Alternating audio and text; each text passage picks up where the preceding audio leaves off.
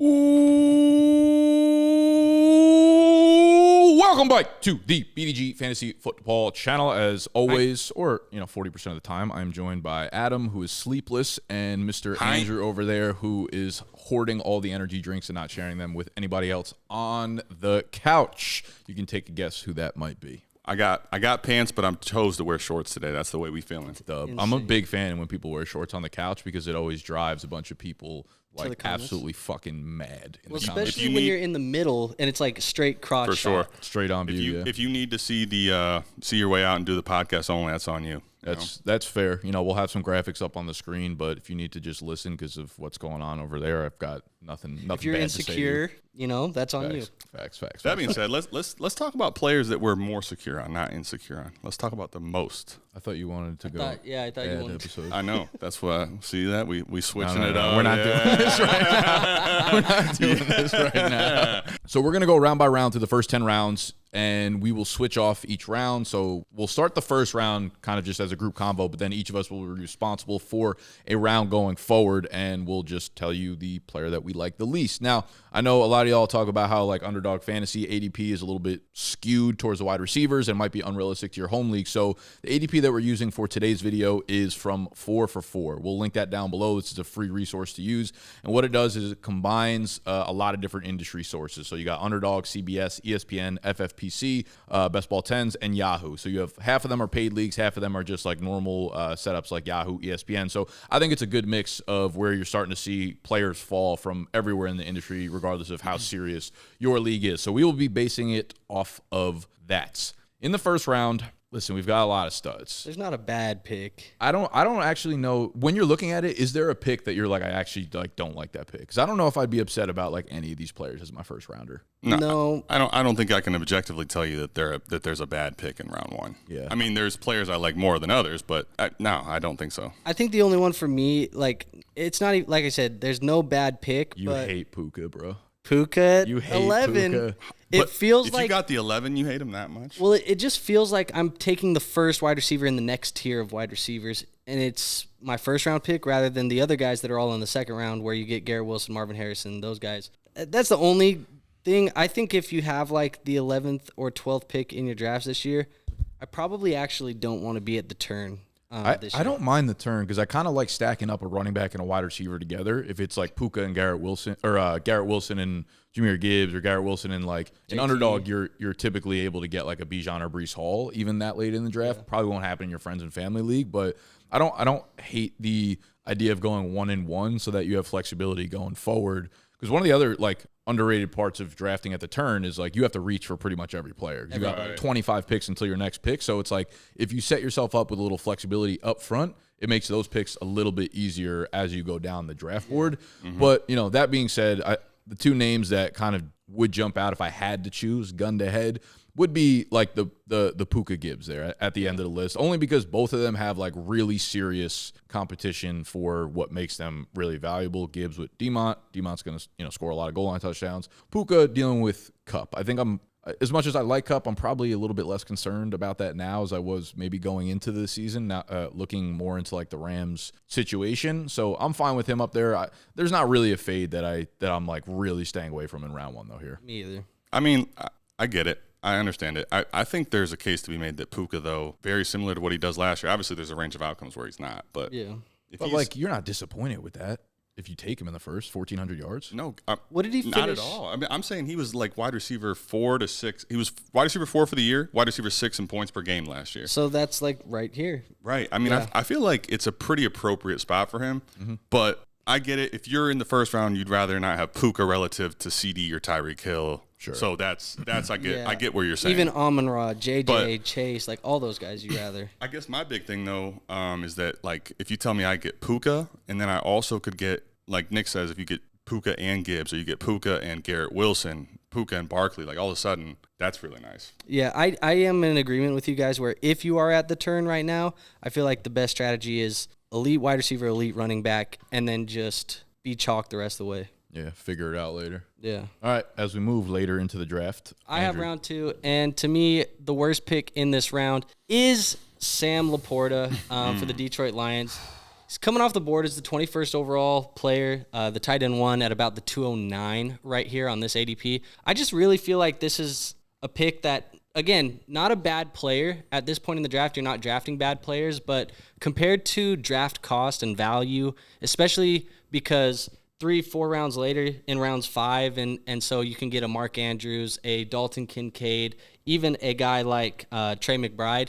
I think that's a much better bang for your buck than taking the tight end one at the 21st overall player. Yeah, I mean, we've talked a lot about Sam Laporta and how the value just doesn't make sense relative to the other guys at the position and the way that the position is kind of playing itself out. I've been pretty adamant that I want one of the top 5 tight ends, but I just want whoever falls the latest in the draft. You know, if I can't get Laporta at round 2, 3 turn, give me Andrews or fucking McBride or Kincaid in round 5. It also feels like this ADP right here isn't accounting for any possible like touchdown regression, any type of, I guess, step forward from Jameson Williams, other passing options in this offense. Like, it feels like we're drafting Sam Laporta almost as if he's going to improve upon what he did last year in year 2. Yeah, I feel like I look at Detroit's offense will be one of the more fun offenses, obviously, to watch this year.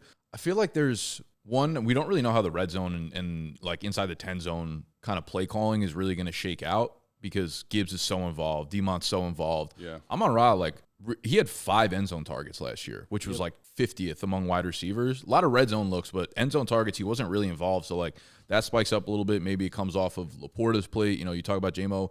I also think there was an aspect of Detroit's offense last year. They were scoring fucking 40 points a game, but a lot of it, not a lot of it, they were obviously really good, but I think a lot of those games were spiked because their defense was so fucking bad too, and they were letting up so many points to the point where it became a necessity to be in a shootout every single week. So like maybe that takes a step down. Maybe they do run through like their running backs more so than they did last year. Yeah. So I agree with you. That's a crazy draft spot for Laporta. Yeah, it's interesting. You kind of hit the point for me. It's more about sequencing than it is really specifically Laporta. I honestly don't hate punting the position. What's really interesting, though, I was going to make this point about Sam Laporta. You do look at the different ADPs on 4over4. So Laporta's 35 in underdog, but then 15 in FFPC, 21 in BB10. Like, it's crazy. You know why? What's that? Just the scoring. Like, underdog's just half PPR straight up. Yep. FFPC is tight end premium. Got it. So there's a full extra PPR point for those guys. What's interesting, though, even like CBS and ESPN, which that's just a standard PPR, right?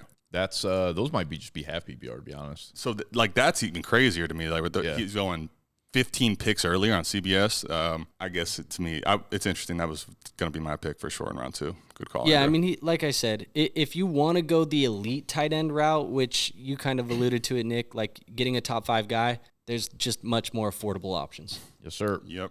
All right. There's a lot of people in the 3rd round that you could talk about. To me, though, I'm going to put Josh Jacobs there. Now, again, you look at his ADPs, and they're pretty wildly varying. But based on this ADP, he falls into the 3rd round. And I'm kind of cool on Jacobs relative to some of the backs that I'm seeing going after him, I guess is the biggest thing for me.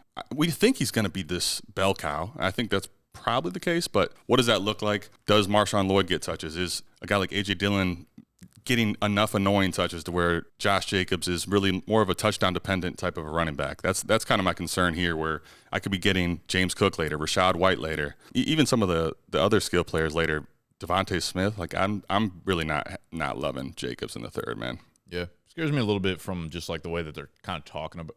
I don't want to like stretch it too far, but LaFleur is like, I feel like he's been vocal about running through a committee, and he always has done that. Yeah, I forget what podcast I was listening to, but they were talking about how LaFleur's reaction to them moving Aaron Jones was like, even after Jacobs got signed, he was surprised that they moved Aaron Jones. So like going into the year, it seemed like from his point of view, he was expecting to have both of them at his disposal and was expecting to have multiple backs kind of in that rotation. So I could see a world where Jacobs isn't the full bell cow. Now, it would make sense for the Lloyd pick if that's the case. For sure. Yeah. I mean, you have to pay attention to anyone that's a day 2 pick in the running back category. So there are paths for Jacob to have a very, very high floor, but I also think there are paths for him to be, the 1A in a running back by committee by like week 8. Yeah. And I think that's the thing for me is like at this cost, I feel like I would need to be more certain that there's not a chance of him really dipping in snap share from last year. He's a guy the last 2 seasons. Last year he wasn't that good. 2 years ago he was great, but he's a top 12 like running back as far as snaps. He's a guy that's getting tons of volume. I just don't know that that's coming this year. Yeah, I feel you. I agree. I also did a video recently on my channel where I was talking about some running backs and just came across this stat. I want to throw it out there because Jacobs also was very inefficient last year, like one of his worst seasons ever as a pro. And I think that because the Raiders were running so much and his workload was so high, they used him 84.9%. That was the opportunity share for Josh Jacobs. It was like the highest in the NFL. Right. But it disguised it in the box score because he was outside of the top 50 running backs in true yards per carry, yards per touch, juke rate, fantasy points per opportunity, and was 48th overall in breakaway run rate. So he really did not do a lot. I tried with those pushing touches. that narrative on my channel in one of my videos too, and everyone's just like, it's the Raiders' offensive line. And I'm like, agreed, but Green Bay's run blocking line is also like not fantastic. Well, brought that up on my video, and it was like the point of it is like he can regress a little bit positively to the mean, but even then, like now you're talking about a smaller workload most likely, a little bit of regression, even if it's better than last year. It just doesn't feel like that's the best pick. And I agree with you actually, Adam. This is probably the worst pick in the round for me. Yep. Moving on to round 4. This was, not a take that I agreed with you guys when it came to Dynasty. But for redraft, CJ Stroud at QB5, 47th overall, the 411 in drafts, going a little bit higher in the, the fish leagues. The ESPN's got him up at 42 because he's CJ Stroud, and he's got nothing but hype happening all of last year, all of this season. It's not that I don't think like CJ Stroud, he's like the perfect candidate to keep getting better as a QB, very accurate, has fucking fantastic weapons, obviously there, Diggs and Dalton Schultz locked up, Nico, Tank, all those guys. I just kind of look around him at the QB position, especially these ADPs are one quarterback leagues, right? Yep. And Stroud's not a dude who's like really moving and grooving on the ground. He's not giving you that rushing upside. Right. And you look at the quarterbacks that he's sandwiched in between, you have Lamar also in the 4th round, who's coming off of his fucking second MVP season in the last 5 years. And then you have Anthony Richardson, 3-4 spots below him, where A-Rich obviously has a ton more injury risk. But in a one-quarterback league, A-Rich's weekly upside is that of Stroud's, if not higher. And sure. I think you could just continue to make the case that, like, okay, CJ Stroud's line on Underdog right now is like 4,150 passing yards, right? And it's not necessarily what they're actually projecting. They obviously bake in like injury risk, all that kind of stuff. Right. 4,150. Let's say he ends up with like 4,300, 27 touchdowns. Do I feel that much more confident that that's going to be so far above replacement level Joe Burrow the next round? Dak Prescott 3 rounds later, like not even close. If Stroud was going to scoot for 400 or 500 yards plus another like 4 or 5 rushing touchdowns, I'd say, yeah, like that extra round, 2 rounds of ADP, it's kind of worth the squeeze of the juice there. But I just don't feel confident that Stroud's numbers are going to be so much better than guys that you can get around 2 rounds, 3 rounds later. So Stroud here, I'm not there. Yeah, especially in a one quarterback redraft league like this one, where I think the point for me is if I'm going to take an early guy, I want to know that the moon ceiling is theoretical. Right. And if it doesn't happen, if Anthony Richardson get injured, Lamar gets injured, or they just have a down year, you can basically pick up in a one quarterback a lot. You could stream quarterback. Maybe it's not going to be CJ Stroud, but you could try to hold serve there and still have that really high upside play. Yeah, like if I'm drafting a quarterback in the first like 3, 4, 5 rounds, it's like Jalen Hurts. It's Josh Allen. It's Lamar. You know what I mean? It's like 100% a Konami code quarterback. They have to have the rushing upside. They have to have QB1 overall upside. And I totally agree. I was actually going to go right down that route that you went, where CJ Stroud, to me, he feels like the premium version of Joe Burrow, and then Joe Burrow is like the middle version of Dak Prescott. Like they're all the same guys, right? But you can just get a guy a lot cheaper. And look at how much further down Kyler's going. Like it's just crazy. Who's up, Andrew? Yeah. Round see. 5. Yep. Take us away, big girl. Yep, sir. Round 5 for me. I am actually gonna stick at the tight end position. I'm gonna go George Kittle here. He's coming off the board, 60th player, tight end 7, about the 512. It just feels like to me again, like you've now got George Kittle here where you've missed out on those elite tight ends. It's the Kincaids, the McBrides, they've all come off the board. So if you wanted to grab one of those, now you're kind of taking the next or the number 1 guy in the next tier down. And it just comes again to opportunity cost. Now at this point, I'm more likely to punt the position or even go to like an Evan Engram, David Njoku, Jake Ferguson type of tight end and not pay the George Kittle price. And you also look at the rest of the guys in this round where you have guys like George Pickens, T. Higgins, Amari Cooper. Like these are all players that I think are going to be very solid wide receivers this year. And at the cost of the draft capital, it's just not worth it for George Kittle to me. Yeah, he's one of those players that it's so hard to like make a point towards or against, because it's just like, if he stays healthy, you're going to look back and be like, he had a good fucking year. But it's really easy to talk yourself into a narrative of too many mouths to feed over there. He's too injury prone, all that kind of shit. Like, I had him last year and he was fucking awesome. Yeah. I'm still terrified to fucking draft him this year though. Yeah. He still gave you a ton of weeks where he didn't even go double-digit points. Like, I mean, that's going to be a lot of tight ends, though, to be fair, and he does give you, like, the ceiling spike weeks. That's Ingram gave you a lot of them, and he's going later. Yeah, they're going similar spots. I feel like Kittle, now I get it, because to me, you could just continue to fade the position or take a value, but Kittle the last 3 years has been a top 5 tight end, and I think for me, it's more like if you draft Kittle, I'm not going to say he's technically the worst, but I agree, I'd rather not draft him here. If you do take him, let's say, though, I think the thing is you have to play him weekly, and even if he's coming off of 4 horrible weeks in a row, like, you got to play him again. You just literally, if you take him out of your lineup, you're probably going to end up missing the spike week. So to really get those points, you just have to continue to play him week in, week out. Let me ask you guys, because he's sandwiched right here in between a couple tight ends. Yeah. Do you prefer Kyle Pitts over Kittle? In redraft, no, honestly. I would take Kittle. Okay, so I think you guys would actually lean towards Kyle Pitts being the worst pick in this round, yeah? I would say if you're going to go with a tight end in this round, especially ahead of Kittle, would be Pitts. And I get the upside and the theoretical stuff for Pitts, but man, it feels rich to take him as tight end 6. I don't think I'd lean towards either of them in the 5th round, but I would take Kittle over Pitts straight up for sure.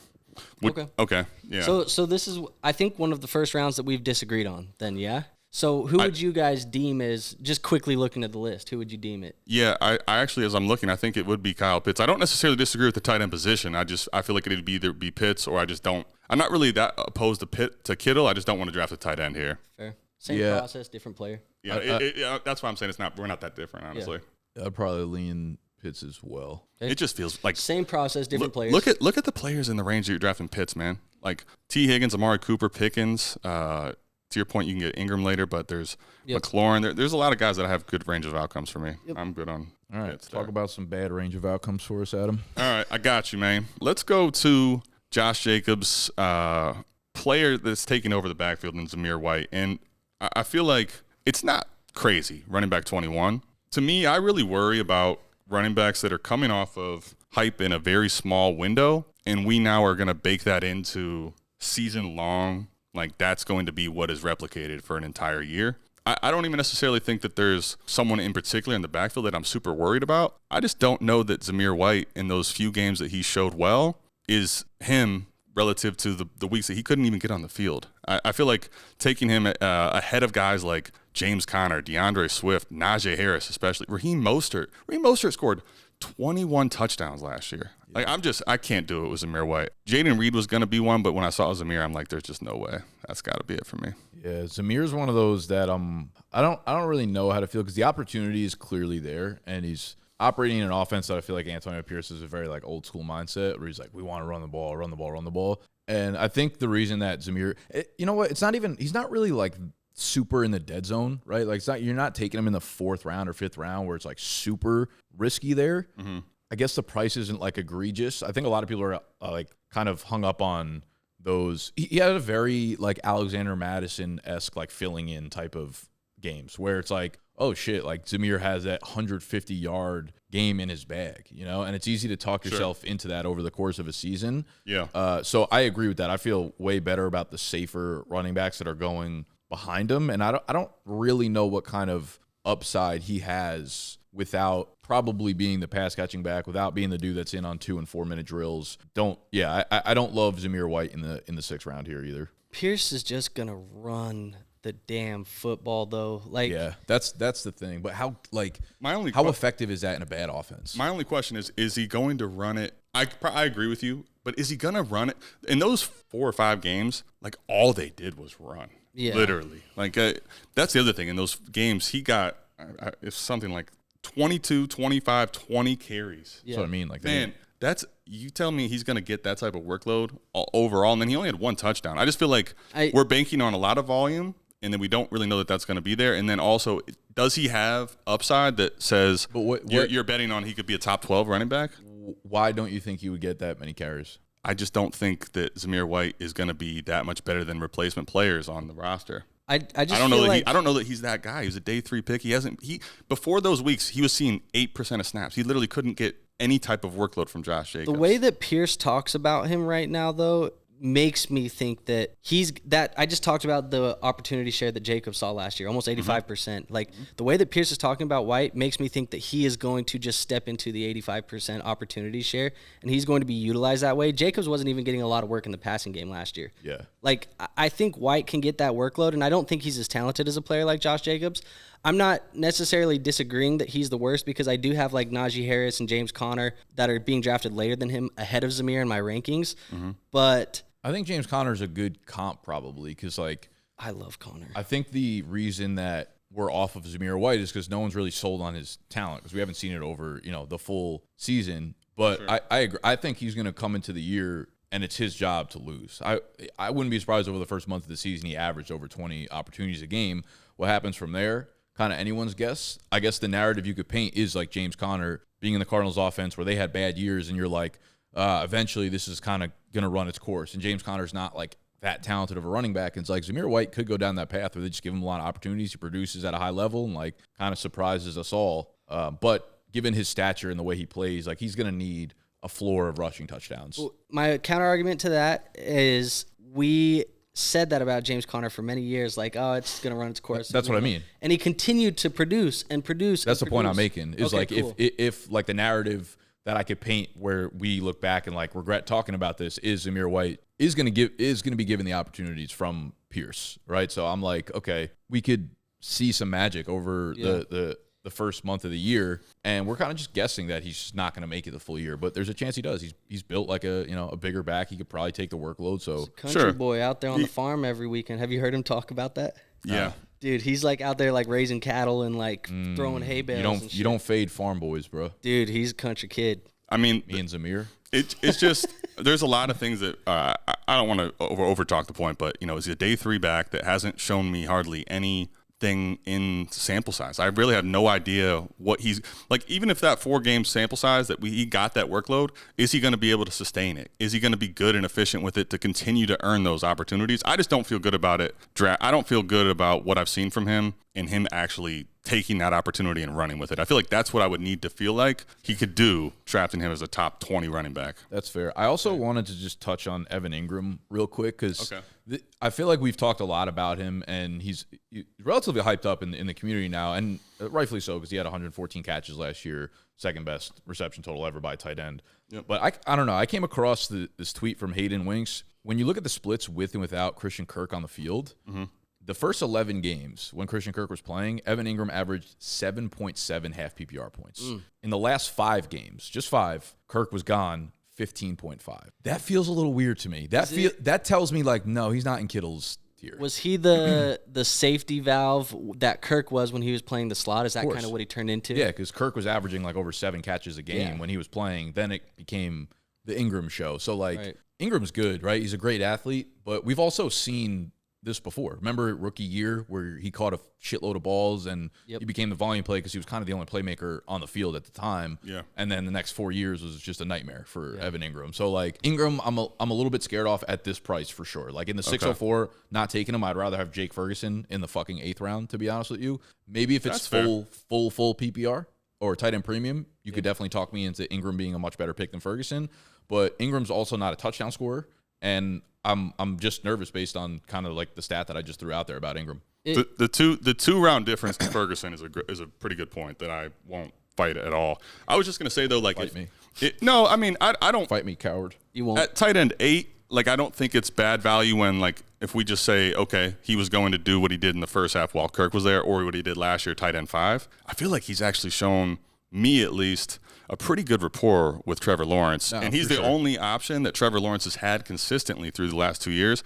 I feel like now adding in Brian Thomas Jr. on the outside, I feel like maybe Ingram actually isn't quite as – when Ridley was the only other option between Ingram and him after Kirk went down, he got a ton of like volume, but also defenses were focusing on him in the slot. I don't think he's going to be that boom tight end that we saw down the stretch. That's not likely to be projecting for any tight end realistically. But I think tight end 8 is not. I've got no problem with his interpositional ranking whatsoever. But to your point, I get 100% what you're saying, where it's like if I can wait 2 rounds and get Ferguson, he might have just as much upside. So I'm with you there. Like Kirk is 5 spots above, 3 spots above him. David Montgomery, like Keenan Allen too. Like I know we're weary about the Chicago offense, but Keenan Allen was just like the wide receiver 4 in fantasy. Yeah, he earned more targets than anyone on a per game basis last year. I was actually going to bring up his name as somebody that I don't kind of like in this tier. Interesting. Okay. Keenan? Yeah, I just see his name, I see the situation, and I think really for me I like Caleb Williams. I have a lot of trust in Caleb Williams, but rookie year quarterback statistics are not really that great. They don't throw a lot of touchdowns. Really, like the best yardage years from them are like 3.5 to 4,000 yards ish. Usually, like nothing crazy. And it just feels like to me that DJ Moore being there, Rome Odunze looming in the shadows, Keenan Allen being there, we're not going to get the same volume that we got from Keenan Allen when he was in Los Angeles. We're probably not going to get the same type of efficiency that he was getting, like the amount of yardage that the offense was getting. It just worries me a tiny bit. I don't mind if he is being drafted here, I guess, in the third round as like your third wide receiver, but he's not a guy that I feel comfortable as like a wide receiver 2 or more. No, that's fair.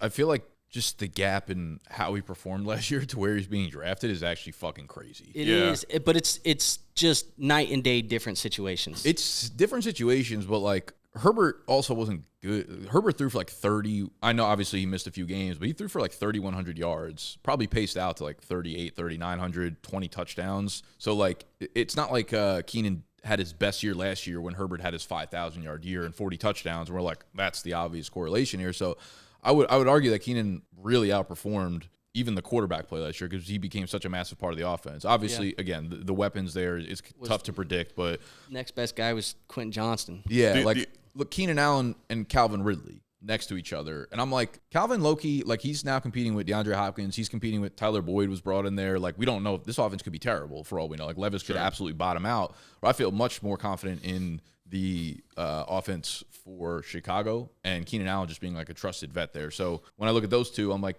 give me Keenan. Like we know that Keenan still has it. It's kind of a weird conundrum here where it's like the uncertainty of what the offense looks like and how it's going to evolve with all the mouths to feed. I definitely get it.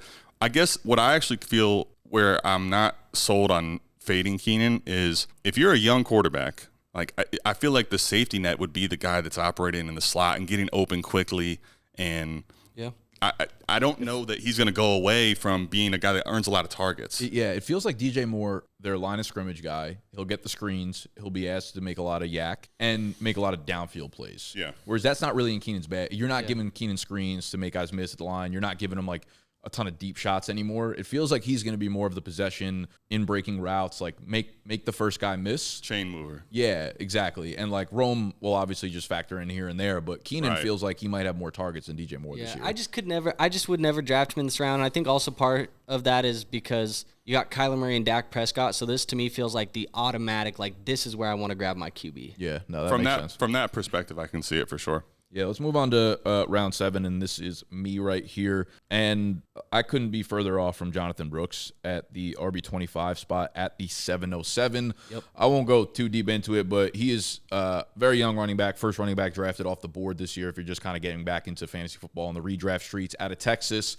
Second-round pick for Carolina, but he tore his ACL very late in the college season, and it's going to take him a minute to recover. It's going into a Carolina situation where their offense was amongst the worst, I think actually the worst scoring offense in the NFL last year. So 20 years old. I have no doubt that this draft pick will work out for Carolina next year. All right. So I want to draft these running backs 2 years removed from the ACL.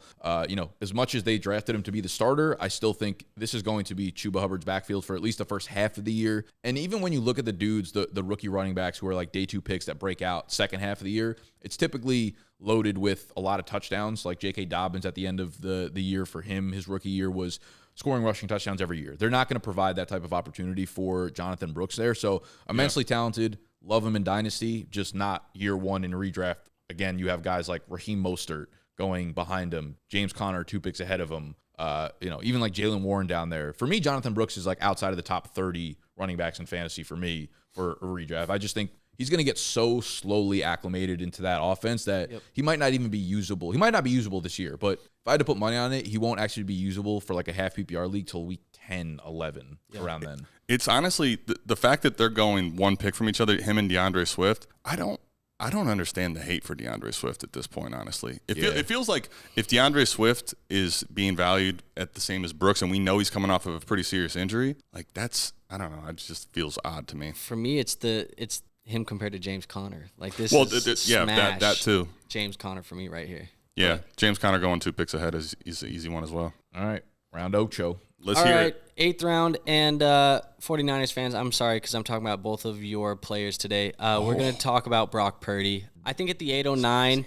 currently QB 11 in drafts, he's a good player. I don't have anything negative to say about Brock Purdy. This is a great offense, obviously, but when it comes to opportunity cost, you have guys like Tua Tagovailoa, Jared Goff, Justin Herbert. All of these quarterbacks are going after him.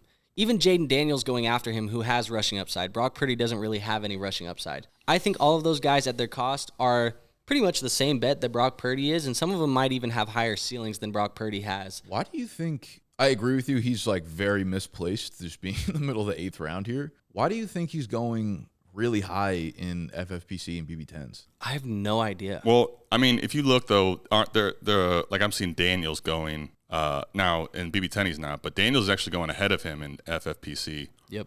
But like, yeah, Purdy's ADP in Underdog, CBS, ESPN 110, is, 103, 1. Yeah, like 100 plus. Right. So this is one where he's not consensus across the formats whatsoever. So it's weird to see him jump that high. Even on Yahoo, he's 80. Yeah. So it's interesting. He feels misplaced. I think just relative to the other quarterbacks. For sure. I mean, look, we're looking at a list and it's going all the way down like past the 10th round, and we still haven't even had Justin Herbert's name come up. So even Trevor Lawrence, like he almost feels kind of a similar bet to a Brock Purdy. There's this whole tier of Brock, Goff, Tua, those guys who I feel super confident about where they're like I feel like I can predict their stats within 100 yards and within like 3 passing touchdowns. Yep. And feel really confident that I'll hit it. And this is why I like tier-based rankings because, yes, obviously, like Purdy is the first of that bunch is in these ADPs and everything, but when you look at that tier, you're drafting the same type of player in a Jared Goff or a Tua, but you're getting 2 rounds of ADP on them where you can grab a Jake Ferguson and a JSN or whoever your flavor is in those rounds and then get the QB later, and you're not passing on those types of talents. So that's why it's nothing against Brock Purdy. It's nothing against this Niners offense. It's just the fact that there are similar bets or even higher upside bets later in the draft at the quarterback position. Speaking of tier-based ranking, if you're watching this, our draft guide is available for pre-order right now. You can get it at a discounted price until August 1st, and then it will go live and be at full price. But the least expensive way to get it, as always, every summer is through depositing on Underdog Fantasy. If you are a first-time depositor, $10 or more, using code BDGE. Not only are you going to get some deposit bonuses on there, you'll be able to draft with us, against us, etc., but you'll get the draft guide absolutely free for y'all, all right? So we'll have rankings in there, obviously. We will have our all fade list. So if you like the content that we're putting out here, we'll have much more of that within the draft guide, as well as vice versa, guys that we're targeting, and a bunch of other good shit, all right? So head over to bdge.co if you've already deposited on Underdog or you are in a state that is not available, and you can pre-order right there. But again, the least expensive way and the way that probably supports the brand the most is by signing up and depositing on Underdog using code BDGE. And when you win tenfold, you'll be happy. Facts. I laid that up for you, didn't I? Hey, well, you know, I just find the holes and I stick it in. You missed it. You cleaned it up. Pause. Cool. Get it, big girl. I'm not a Purdy guy. It's just interesting. Like last year, he had this. Whoa! Watch out! Leave that on there. Good. Leave that on there. Lord. Yeah, leave that in the video. Leave that in the video. I'm out here. People are trying to kill you, boy. What did I do? Is it the shorts? You started talking about Brock Purdy and Tony said enough.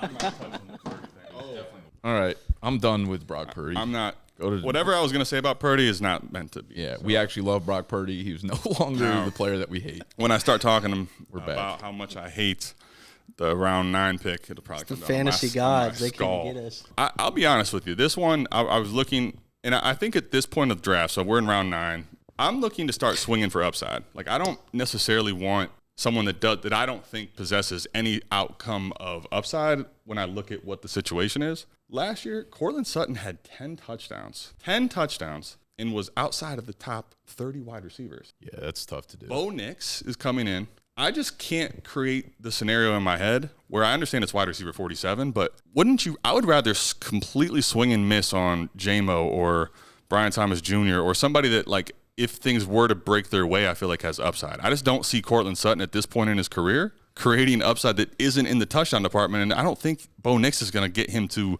a career high of touchdowns this season. That's I'm just not there. That's a fact. I don't there was just disagree nothing here. enticing about Cortland Sutton this year. I'll be honest, his teammate too, Javonte Williams right there, I have no interest in drafting Javonte Williams right now. I really didn't want to say Cortland Sutton because I know how much Andrew thinks that means that Troy Franklin's going to have a good year, but Troy Franklin to the there's moon, there's no correlation. Yeah, but. you know what though? You said Cortland Sutton, 10 touchdowns, couldn't finish the top 30 wide receiver. I'm just going to parlay that into my round 10 pick because this is basically the running back version of Cortland Sutton. Oh, yeah. And it's Gus Edwards.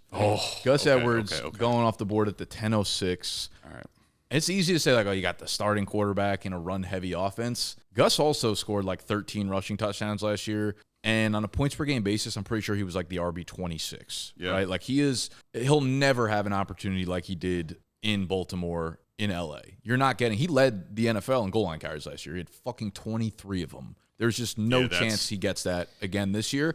I don't know how the run game's going to play out. I'm not high on the Chargers offense. 23 rushing opportunities in the goal line this year. Altogether, they did? No, I'm saying do they? I mean, we don't even know what this team's offense is. Yeah. I was going to say last year, probably not. I feel like Eckler probably had like 4. Herbert had, they probably totaled about 13 to 15 goal line carries. I mean, the closest thing you'll get to Baltimore and Los Angeles is when you bring Baltimore to Los Angeles with Greg Roman and everything. Yeah, I do think it's interesting that they have the Roman Gus Edwards connection again. For sure. My thing is, like, Gus is like 29 years old now. And last year was while the volume stats were there and he scored a lot of touchdowns, this was his first year that his like efficiency really dropped, and we started to see him become a little bit less explosive. He's always been like a really low-key, efficient running back that was like a great piece for Baltimore, but there just ain't no fucking way that this Chargers run game is going to run through Gus Edwards. Maybe Dobbins stays healthy. I'm not putting a lot of money on it. Maybe Kamani Vidal plays like a real part in this offense. Gus Edwards will have probably the same touch total that he did last year, but like cut his touchdowns in half, and you go from, if you're cutting his touchdowns in half, he goes from RB 25 points per game to like RB fucking 38 points per game. And that's that's where he's getting drafted, RB 37. So I guess it's not terrible, but like, I was going to ask, like, couldn't be less. What do we think the upside is, or like, what's the highest rush attempts we think he can get to in this offense? Like last year, he was at almost 200. He had 195. Maybe like 230 as a ceiling. And if you just think about it from the standpoint of, let's say he got an extra 30 carries this year, that trade-off to also have all that many touchdowns, like it's probably not a great bet. I feel about zero confidence level that he could run for 1,000 yards. I feel zero confidence that he's going to catch more than 20 passes. I feel zero confidence that he's going to run for double-digit touchdowns. In my eyes, there's no upside. And when I start to look at, Zeke's going later than him. I think Zeke will have more rushing touchdowns than him this year. Probably. I think he's in a better offense. I would much rather have Chase Brown, Jerome Ford, like all these running backs going after him, I think are more explosive, offer more upside, and I would just rather have Jerome Ford after him is kind of crazy. Dude, I love Jerome Ford's value.